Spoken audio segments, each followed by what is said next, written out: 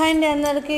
ఈరోజు నేను రాయలసీమ రాగి సంగటి ఎలా చేయాలో చెప్తున్నా. ముందుగా మనం కావాల్సినంత రైస్ తీసుకొని నీట్గా వాష్ చేసి అలాగే కొంచెం ఎక్కువగా వాటర్ పెట్టి స్టవ్ మీద పెట్టాలి. ఇటువైపు నేను టమాటా చట్నీ అనేది చేస్తున్నాను. ముందుగా ఆయిల్ ఆవాలు వేసి చిట్టుపడి అయినాక ఆనియన్స్ కరివేపాకు వేయాలి. అది ఫ్రై అయిన తర్వాత టమాటాస్ వేయాలి అనమాట. అది కొంచెం మగ్గాలంటే ఒక ప్లేట్ పెట్టి ఒక 5 minutes ఉడకనివ్వాలి. అంతే అండి. బాగా నున్నగా అయితే టమాటాస్ ఉడికిపోతాయి.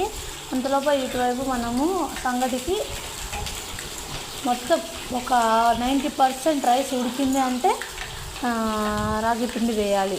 రాగి పిండి వేసి అదే 2 minutes ఉడకనివ్వాలి ప్లేట్ మూసిపెట్టి. అంతే అండి, రెడీ అయిపోతుంది. తర్వాత ఇటువైపు అయితే టమాటా మొత్తం నున్నగా ఉడికిపోయినాయి కాబట్టి గరిటెలోనే స్మాష్ చేసుకుంటూ కలిపి కారం, ధనియాల పొడి, పసుపు, కొంచెం జీలకర్ర కూడా వేయచ్చు, కరివేపాకు, కొత్తిమీర కూడా వేసి కలిపి ప్లేట్ మూసి పెట్టుకోవాలి అండి. అంతే, టమాటా చట్నీ అయితే రెడీ అయిపోతుంది. ఇటువైపు ఇంకా సంగటి అయిపోయింది కాబట్టి దాన్ని మొత్తం మెట్టిగట్టి అంటారు, వాటిలో సంగటి అయితే చేసేసాను. చాలా బాగా అయితే వచ్చింది.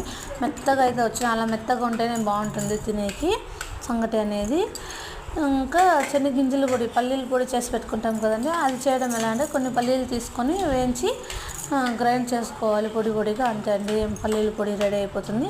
ఆ పొడి కొంచెము ఈ చట్నీలోకి వేసి కలిపేసినామంటే ఇంకొంచెం టేస్ట్ అనేది పెంచుతుంది అనమాట చట్నీకి. అలాగే ఛానల్ని సబ్స్క్రైబ్ చేయండి. Thank you so much for watching. ఇంకా వీడియోస్ వస్తూనే ఉంటాయి, మీరు చూస్తూనే ఉండండి. ఛానల్ని అయితే సబ్స్క్రైబ్ చేయండి. ఇప్పుడే స్టార్ట్ చేసిన వాళ్ళని ఎంకరేజ్ చేయండి please. Thank you for watching. అలాగే ఇక్కడ పానీపూరి కూడా చేశానండి. అది ఫుల్ వీడియో కావాలంటే కామెంట్ చేయండి, పెడతాను. చాలా అయితే